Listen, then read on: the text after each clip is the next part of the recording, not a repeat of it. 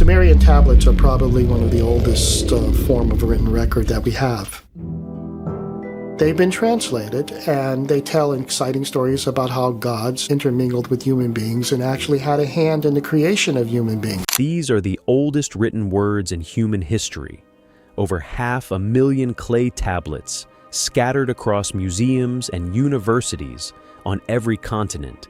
And scientists just pointed artificial intelligence at them to finally crack what they say. What they found wasn't a creation myth. It wasn't a story about gods descending from the heavens. It wasn't some cosmic blueprint for humanity. It was a payroll receipt. And that changes everything we thought we knew about the dawn of civilization. For decades, the popular imagination has been hijacked by a very specific narrative about ancient Sumer. You've heard it. The Anunnaki, gods from the sky. Creation epics describing the engineering of human beings. Entire communities online have built elaborate mythologies around the idea that these ancient tablets contain forbidden knowledge, that they describe alien contact or divine blueprints suppressed by mainstream academia. And look, the appeal is obvious. Sumerian cuneiform is one of the oldest writing systems ever created, pressed into wet clay with reed styluses over 5,000 years ago in what is now southern Iraq. It feels like it should contain something profound, something earth-shattering. But here's the thing nobody talks about. Of the roughly 500,000 cuneiform tablets sitting in collections around the world, over 500,000, according to the Cuneiform Digital Library Initiative, with nearly 400,000 now digitally cataloged, only about 10% have ever been translated. Some estimates put the number of translations publicly available online at a staggering 4%. 4%. That means for the vast majority of recorded human history, etched into clay, we've simply never read the words.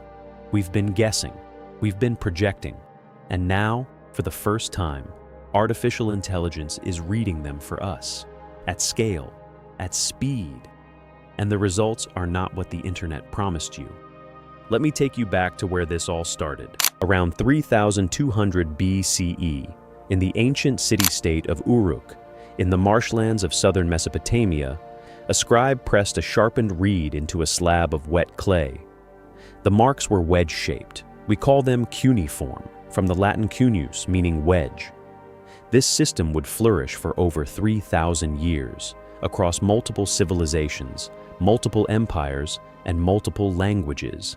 It ranks as one of only 4 known pristine writing systems in human history, meaning it was invented from scratch, with no influence from any other existing script. And for the first 500 years of its existence, it served one purpose and one purpose only: accounting, not hymns, not prayers, not myths. Accounting, tallying grain, counting livestock, recording transactions. Scholar Jeremy Black put it plainly. For centuries after the first appearance of writing in southern Iraq in the late 4th millennium BCE, it served an exclusively administrative function. Cuneiform was a mnemonic device designed to aid accountants and bureaucrats, rather than a vehicle for high art. This is the foundational truth that gets buried under the noise. The oldest writing in the world wasn't created to speak to the gods. It was created to track how much barley someone owed someone else. And the numbers back this up. Roughly 75% of all excavated and translated cuneiform is administrative in nature. Bills of sale, worker wages, beer rations, livestock inventories. One tablet translated years ago reads simply, Urazagnuunna received from Nirnbati 21 sheep, 2 lambs, 36 kids, which have passed inspection. That's it. That's the message carved into clay and preserved for 5,000 years. A livestock receipt. Now, this doesn't mean mythology doesn't exist in the record. It absolutely does. The Epic of Gilgamesh, one of the most extraordinary literary achievements in human history, was written in cuneiform. Most of our Gilgamesh tablets come from King Ashurbanipal's library at Nineveh, the largest library of the ancient world. There are creation narratives. There are hymns to gods.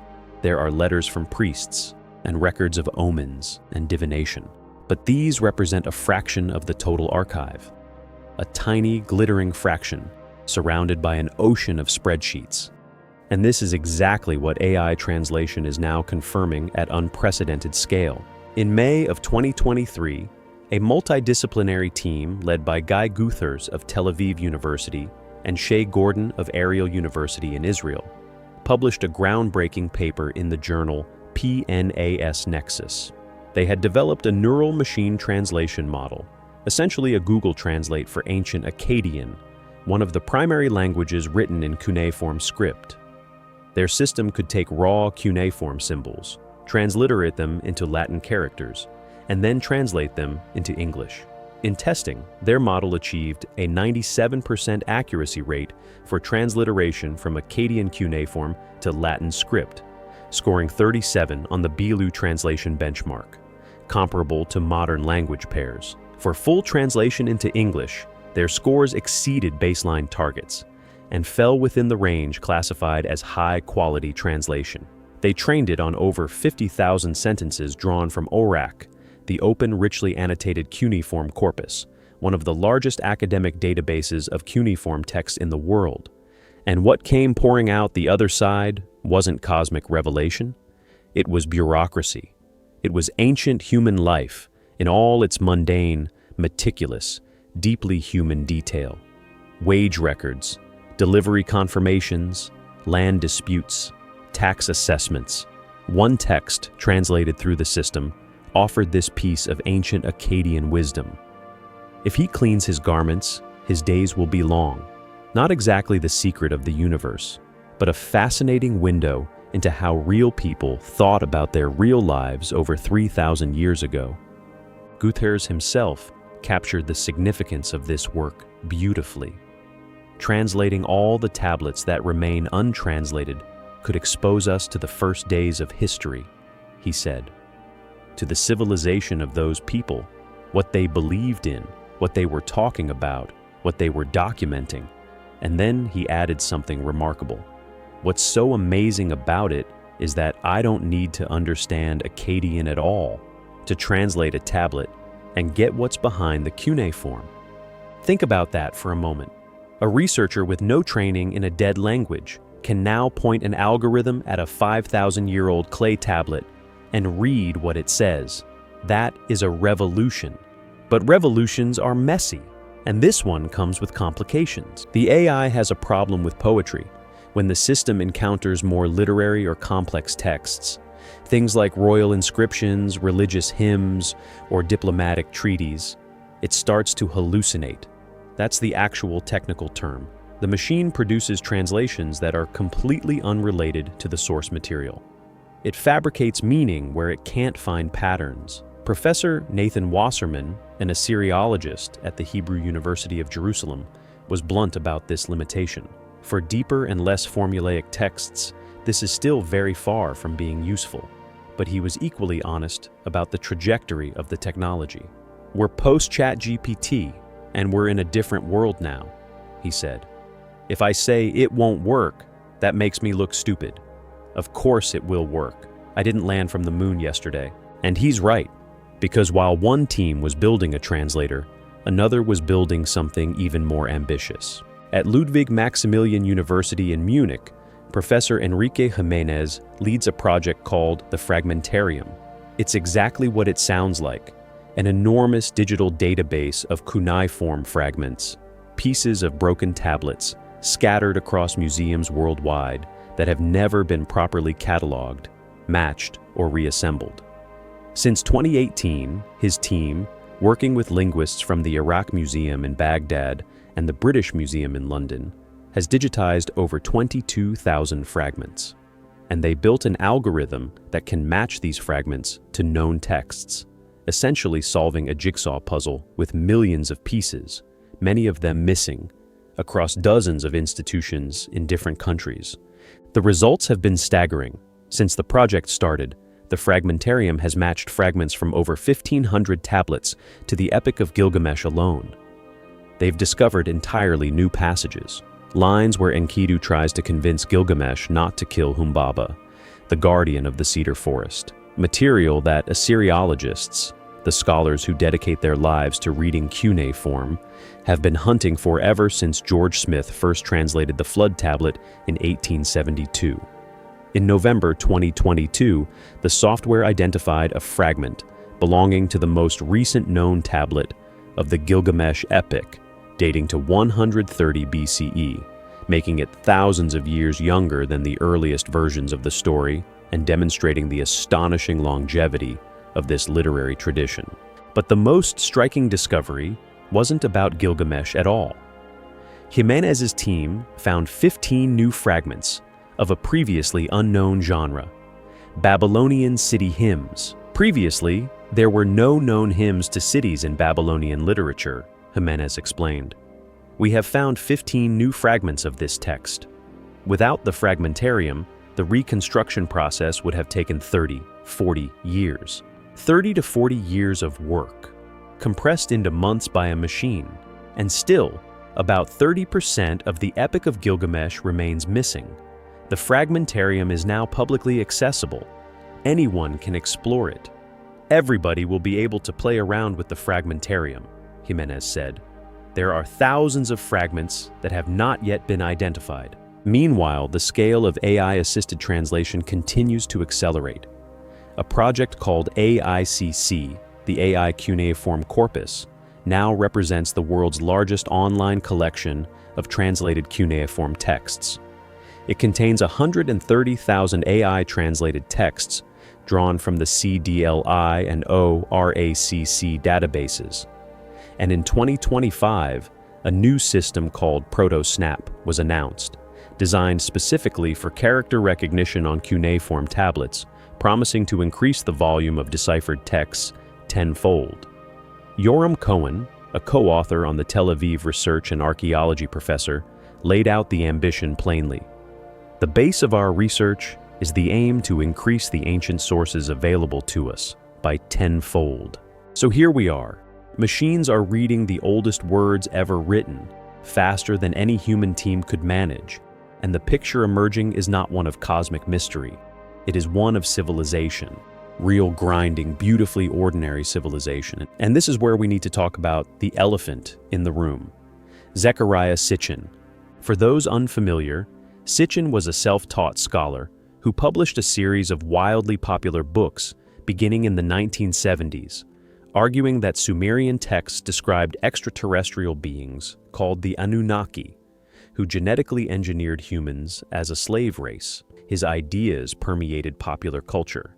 They spawned entire subgenres of conspiracy theory, and they were built on translations that professional Assyriologists have consistently identified as fabricated or deeply distorted. Sitchin's foundational claim that the word Anunnaki translates to those who from heaven came is itself an error. Modern scholars have debunked this translation repeatedly. His assertion that the Sumerians had detailed knowledge of all the planets in the solar system is directly contradicted by the cuneiform record itself, which never mentions more than 7 planetary bodies. The texts don't say what Sitchin said they say. They never did. And now AI is confirming this at an industrial scale. Tablet after of mundane, practical, deeply human content. Grain counts, legal disputes, prayers for sick children, recipes for beer, not alien engineering manuals, not forbidden cosmologies, just life, the messy, complicated, tedious, and occasionally beautiful business of being human in one of the first complex societies on Earth. There is something poignant about this reality. There's even something profound, because here's what these tablets actually reveal about the people who made them. They invented writing not to commune with the divine, but to make sure nobody cheated them on a grain delivery. They maintained that purely administrative tradition for 500 years, before anyone thought to use writing for anything else. And when writing did finally break away from its accounting origins, do you know what pushed it over the edge? Death. At the city of Ur, scribes began inscribing names on funerary objects. It was the specter of death. and the desire to speak to the gods that finally pushed writing to reproduce human speech. The first literary impulse wasn't about creation, it was about loss. And there's a dark irony in the preservation of these records. Linguist Stephen Roger Fisher once noted that destructive fires actually preserved ancient Mesopotamia's greatest libraries because they were made of clay. The flames hardened the tablets permanently. Meanwhile, every papyrus library in ancient Egypt has burned or crumbled to dust. The mundane material, the accounting clay, survived. The grand literary traditions on fragile paper did not. We know what the ancient Mesopotamians bought and sold because their records were literally fireproof. We've lost entire civilizations' worth of literature because it was written on something that burns. So what does this all mean? What's the takeaway from feeding 5,000 years of human records into a neural network? It means the first chapter of human history wasn't written by prophets or mystics or alien visitors. It was written by accountants. It was written by bureaucrats who needed to track shipments of barley and wages for laborers and the number of goats that passed inspection on a Tuesday afternoon in ancient Sumer. And over the millennia that followed, in the margins of all that bookkeeping, people began to write poetry. They began to write letters. They began to write stories about heroes who searched for immortality and found only the cold truth that all things end. That's what the tablets say. Not creation, not contact, just us, doing what we've always done, counting things, arguing about money. And then, when the counting was done, and the silence got too loud, trying to make sense of the fact that we're alive at all, there are still hundreds of thousands of tablets waiting to be read. AI is getting faster. The fragmentarium is growing. New fragments are being matched to lost texts every month. Somewhere in a museum basement, on a shelf that hasn't been touched in decades, there is a piece of clay with a message pressed into it 5,000 years ago. And for the first time in history, we might actually have the tools to hear what it says. The question is whether we're ready to listen, even when the answer isn't what we wanted to hear.